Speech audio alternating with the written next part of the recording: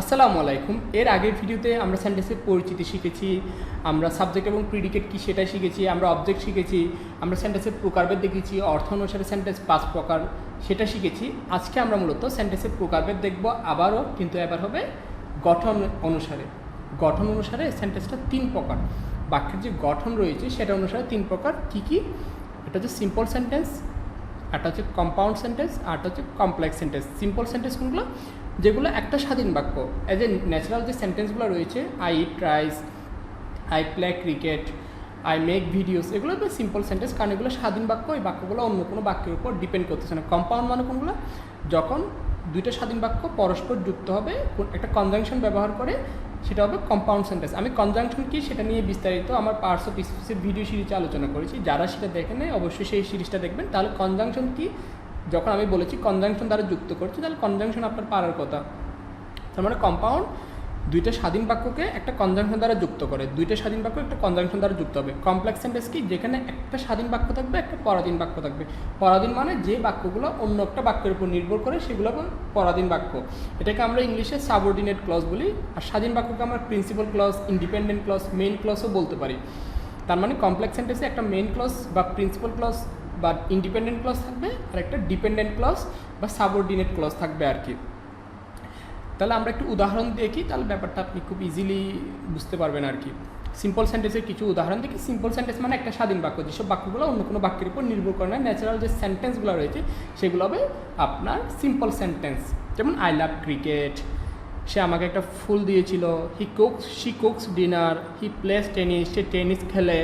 মাই mother loves me, এগুলো হবে simple সেন্টেন্সের উদাহরণ। কারণ এসব বাক্যগুলো যে ন্যাচারাল যে কথাগুলো আমরা বলি, জেনারেল স্টেটমেন্ট যেগুলো থাকে, যেসব বাক্যগুলো অন্য কোনো বাক্যের উপর নির্ভর করে না, সেগুলো সিম্পল সেন্টেন্স। নাম থেকেই বুঝতে পারতেছেন এটা কতটা সিম্পল, খুব সাধারণ বাক্যগুলো আর কি।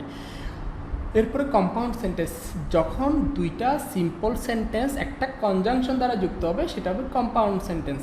যেমন দেখেন আই লাভ ক্রিকেট, এটা একটা সিম্পল সেন্টেন্স, এর আগে বলেছি।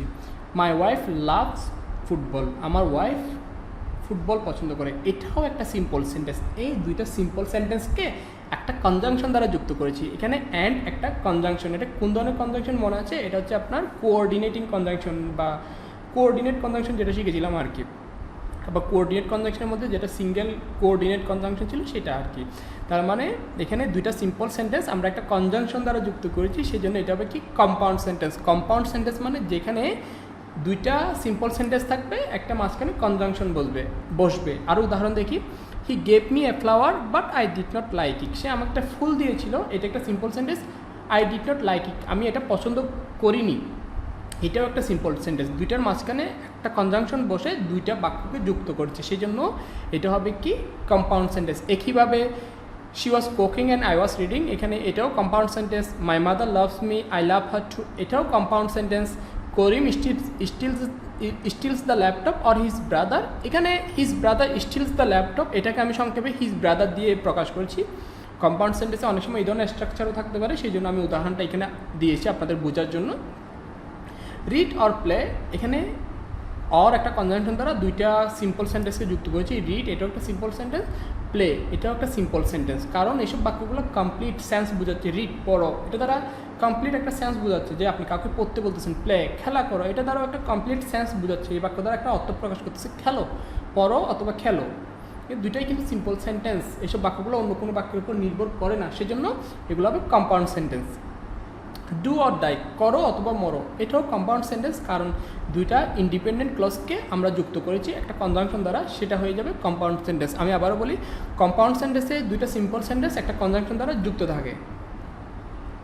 এরপরে কমপ্লেক্স, এটা সবচেয়ে কঠিন, এটা একটু মনোযোগ দিয়ে আপনাকে দেখতে হবে। এখানে একটা স্বাধীন বাক্য থাকবে, একটা পরাধীন বাক্য থাকবে। উদাহরণ দিই, I already knew what you told me yesterday, what you told me yesterday, তুমি গতকাল আমাকে যা বলেছিলে।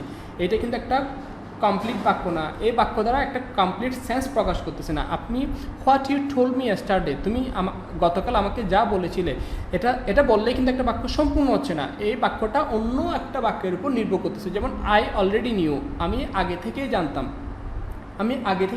এটা কিন্তু আবার একটা স্বাধীন বাক্য, কারণ আমি আগে থেকেই জানতাম, এই বাক্য দ্বারা আপনি বুঝতে পারতেছেন এটা কমপ্লিট সেন্স প্রকাশ করতেছে, আর কিছু বলার দরকার নাই।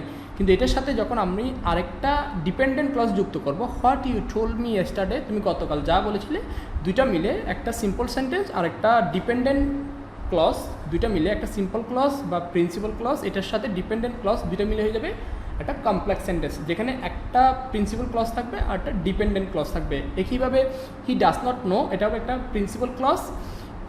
হু দ্য টলেস্ট পার্সন ইজ, সবচেয়ে লম্বা মানুষটাকে, এইটা হবে ডিপেন্ডেন্ট ক্লজ, কারণ সবচেয়ে লম্বা ব্যক্তিটা কে, এটা বললেই কিন্তু একটা বাক্য শেষ হয়ে যাচ্ছে না, আপনি আরও শুনতে চাচ্ছেন যে কী বলতে যাচ্ছে, সেজন্য এটা হবে ডিপেন্ডেন্ট ক্লজ, এটা হবে ইনডিপেন্ডেন্ট ক্লজ।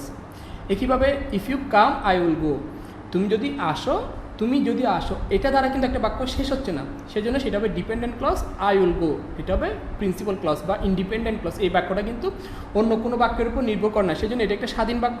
কিন্তু ইফ ইউ কাম, এই বাক্যটা এই বাক্যের উপর নির্ভর করে, সেজন্য এটাকে বলে পরাধীন বাক্য। পরাধীন মানে সে অন্য একটা বাক্যের অধীন, যেমন এই বাক্যটার অধীন হচ্ছে এটা, তুমি যদি আসো কি হবে, আমি যাব, আমি যাব এটার অধীনে রয়েছে এই বাক্যটা, সেজন্য এটাকে পরাধীন বাক্য বলা হয় আর কি। একইভাবে if she reads she can pass, যদি সে পড়ে, এটা dependent clause, she can pass, এটা independent clause. He is honest, এটা হবে independent clause, although he is poor, এটা হবে ডিপেন্ডেন্ট ক্লজ। করিম ফেল্ড, এটা হবে independent clause, although he work hard, যদিও সে কঠোর পরিশ্রম করেছে, এখানে এটা হবে ডিপেন্ডেন্ট ক্লজ বা পরাধীন বাক্য, কারণ এই বাক্যটা এই বাক্যের উপর নির্ভর করতেছে। করিম ফেল করেছিল বা করিম ব্যর্থ হয়েছিল, এটা দ্বারা একটা বাক্য শেষ হয়ে যাচ্ছে, এইটা বলার পর আর কোনো কিছু বলার দরকার নেই যে করিম ব্যর্থ হয়েছিল, কমপ্লিট সেন্স প্রকাশ করতেছে। যদি বলি যদিও সে কঠোর পরিশ্রম করেছিল, এটা বললে কিন্তু একটা বাক্য শেষ হচ্ছে না, যদিও সে কঠোর পরিশ্রম করেছিল, এটা বলার পরও কিন্তু শ্রোতা জানতে চাইবে যে তারপরে কি হয়েছে, তার মানে এই বাক্যটা কিন্তু অন্য একটা বাক্যের উপর নির্ভর করতেছে, সেই জন্য এটাকে বলা হয় ডিপেন্ডেন্ট ক্লজ, এটাকে বলে ইন্ডিপেন্ডেন্ট ক্লজ। যখন একটা ইন্ডিপেন্ডেন্ট ক্লজ আর একটা ডিপেন্ডেন্ট ক্লজের সাথে যুক্ত থাকে, সেটাকে আমরা কি বলি, কমপ্লেক্স সেন্টেন্স বলি। আর কিছু উদাহরণ দিই, I will wait till you come, তুমি আসা পর্যন্ত আমি অপেক্ষা করব। করিম উইল স্টাডি, করিম পড়াশোনা করবে। টিল ইউ ওয়ান্ট, তুমি আসা পর্যন্ত। হি ওয়ার্কস হার্ড, এখানে এটা হবে ইন্ডিপেন্ডেন্ট ক্লজ, এটা dependent clause, so that he become successful. একইভাবে you have to work hard, তোমাকে কঠোর পরিশ্রম করতে হবে, independent clause, so that you become a doctor, যাতে তুমি একজন ডাক্তার হতে পারো, এখানে এটা হবে কি আপনার ডিপেন্ডেন্ট ক্লজ, কারণ এই বাক্যটা এই বাক্যটার উপর নির্ভর করতেছে। আমরা সম্পূর্ণ সিরিজের একদম শেষে চলে এসেছি, আমি সেন্টেন্সটাকে একদম ভেঙে ভেঙে বোঝানোর চেষ্টা করেছি। আমি জানি না ইউটিউবে আর কোনো ভিডিও আছে কিনা যেখানে সেন্টেন্স নিয়ে এতটা গভীরে আলোচনা করেছি। আমার একটা বদ অভ্যাস হচ্ছে, আমি কোনো কিছু একদম বিস্তারিতভাবে শেখানোর চেষ্টা করি, যাতে ওই বিষয়ের উপর যতগুলো ইনফরমেশন দরকার যাতে আপনাকে দিতে পারি। আমি চাইলে আরও অনেক ইনফরমেশন এখানে অ্যাড করতে পারতাম, বাট আমি সেগুলাই অ্যাড করেছি যেগুলো আপনার জন্য খুব বেশি প্রয়োজনীয় আর কি। আর আমি আজের এক কথা বলতে খুব বেশি পছন্দ করি না, সেই জন্য খুব তাড়াতাড়ি আমি আমার কন্টেন্টগুলো ডেলিভার করি, আমি খুব তাড়াতাড়ি পড়াই যাতে আপনার সময় নষ্ট না হয়। আমার এখনও মনে হচ্ছে যেন আমি আপনার সময় নষ্ট করতেছি, আমি আজের কথা বলতেছি, তো আজের কথা বাদ দিই, ভিডিওতে আসি। আমরা লাস্ট 1 মিনিটে যেটা শিখেছি সেটাকে একটু রিকেপ করি।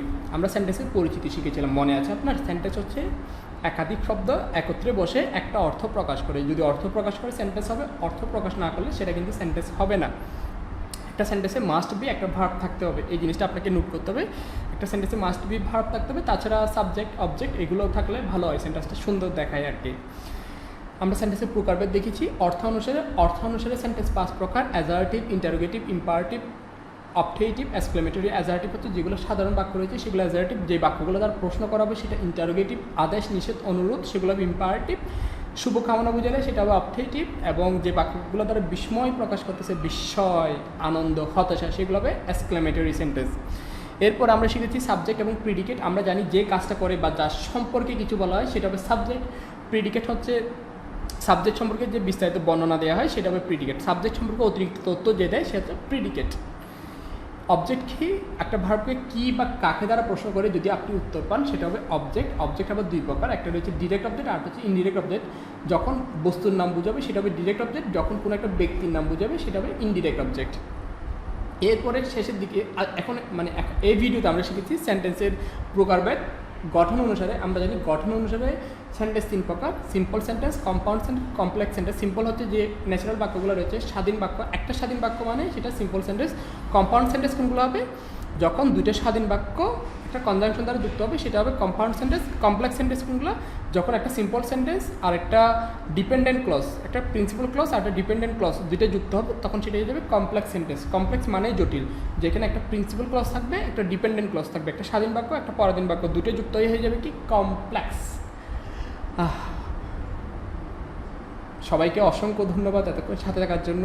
আমি চেষ্টা করেছি আমার মধ্যে যা আছে সম্পূর্ণ ডেলিভার করার, আপনাকে বোঝানোর চেষ্টা করেছি। এরপরেও যদি আমি ব্যর্থ হই আপনি কমেন্ট বক্সে জানাবেন যে আমি কেন আপনাকে বোঝাতে পারিনি, আপনি কোন জিনিসটা বোঝেন নাই।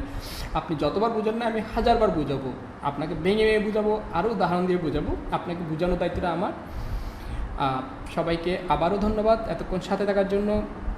ভিডিও শেষ করার আগে একটা ইনফরমেশন আপনাকে দিয়ে দিই, আমি যা পড়িয়েছি সেটার পিডিএফ যদি আপনার লাগে, মানে নোটটা আর কি, এই যে স্লাইড যেটা আমি বানিয়েছি সেটার নোট যদি আপনার লাগে সেই নোটটা আপনি ডেসক্রিপশন বক্সে অথবা কমেন্ট বক্সে পেয়ে যাবেন, সেখান থেকে আপনি ডাউনলোড করে আপনি পড়তে পারেন, তাহলে শেখাটা একদম স্বয়ংসম্পূর্ণ হবে আর কি।